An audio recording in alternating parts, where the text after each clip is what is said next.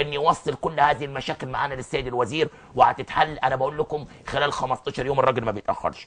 اطير بيكم الى مركز شباب اقصى، الزميل تامر عبد السلام ومحمد جمال. وعايز اشكر صديقي العزيز الحاج محمود اللي دايما بيتابعني يوميا، ولازم محمود اكلمه مرتين في اليوم، راجل من ذوي الاحتياجات الخاصه. بس مش عايز اقول لكم بيحبوه ازاي في اقصى.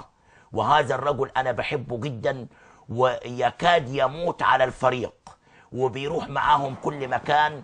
والوزير دايما بيكرم هذا المركز اكراما لمحمود، حتى لدرجه انه دايما بنستثناهم كده باي مبلغ زياده يعني.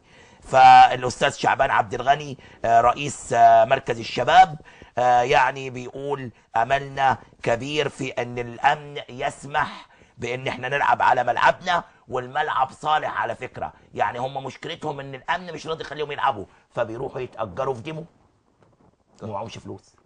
ما ده اللي حصل معانا في المنيا، وبيلعب في دوري ممتاز بقى. يعني احنا كنا بنروح ده درجه ثانيه. لا دوري ممتاز كمان. كان بيأجر الملعب الجامعه ب 2500 جنيه التدريب. بيستنزف فلوسك.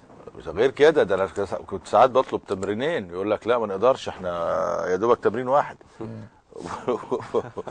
يعني مشكله كبيره يعني. طيب السيد مدير امن الفيوم احنا بنتواصل معاه، ولكن نرجو عدم التعنت. الناس ما معهمش ال 400 جنيه. احنا قدام حاجه من اتنين، لا اما وزير الشباب والرياضه يديهم ال 400 جنيه بتوع ملعب ديمو، لا اما الامن يخليهم يلعب في ملعبهم. طب نشوف الملعب عشان نتكلم بعد الصوره.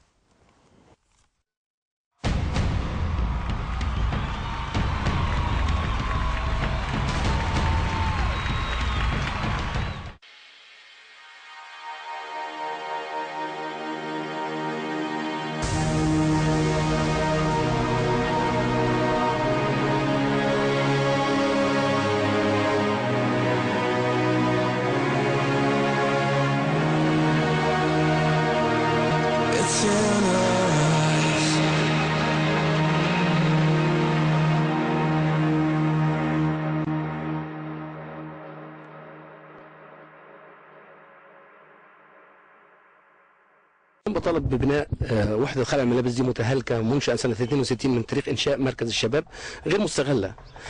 بالاضافه ان هي جنبيها قطعه ارض ملك النادي برضو احنا يعني، وطلع لها قرار ازاله.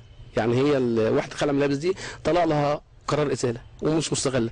طبعا انا ما عنديش امكانيات ان انا ابنيها. احنا بنطالب ان سياده الوزير يبص لمراكز الشباب يعني بجزء من اللي بيبصوا للانديه. يعني الانديه بيبقى نادي اوضه وصاله بيجي لها دعم 30,000 وبتصل 60 و70,000 جنيه. مركز شباب المدينه اللي في حجم الانشطه بيصل 12,000 جنيه، ما بتكفيش. فكنا محتاجين بس موافقه امنيه ان احنا نقيم الماتشات على ارضنا. ليه؟ لان احنا عندنا ماتشاتنا بنلعبها في المدينه الرياضيه في ديمو. تكلفه الماتش الواحد في ديمو بتكلفني انا 1000 جنيه. انا لو لعبت 10 ماتشات في ديمو هتكلف 10,000 جنيه في السنه. طلباتنا احنا هنا مركز شباب اقصى بيضم فرق كره قدم وطايره وبيلعبوا في الدوري، والامكانيات برضك محدوده. بنتمنى بس من السيد الوزير المحترم يراعي مركز زي مركز شباب اقصى، لان احنا في كره القدم بنحاول بننافس على الصعود للممتاز به.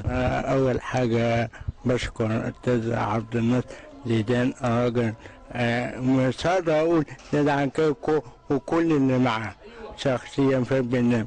انا بطلب سياده الوزير الشخصيه، وزير الداخليه، ومدير الامن، ليه ما نلعبش على ملعبنا؟ ليه ما نلعبش على ملعبنا؟ إذا كان دور مراكز الشباب بيلعب على قدسة واختار قدسة، ليه ما نلعبش على ملعبنا؟ اهالي وجماهير والمهتمين بالرياضه بمركز شباب مدينه قدسة يطالبون بزياده الامكانيات لهذا المركز الذي يخدم الكثير من القرى حوله من كل مكان، ويطالبون ايضا باقامه المباريات هنا توفيرا للنفقات، ويطالبون الامن بالموافقه على اقامه المباريات على هذا المركز. تامر عبد السلام لكورة بلدنا.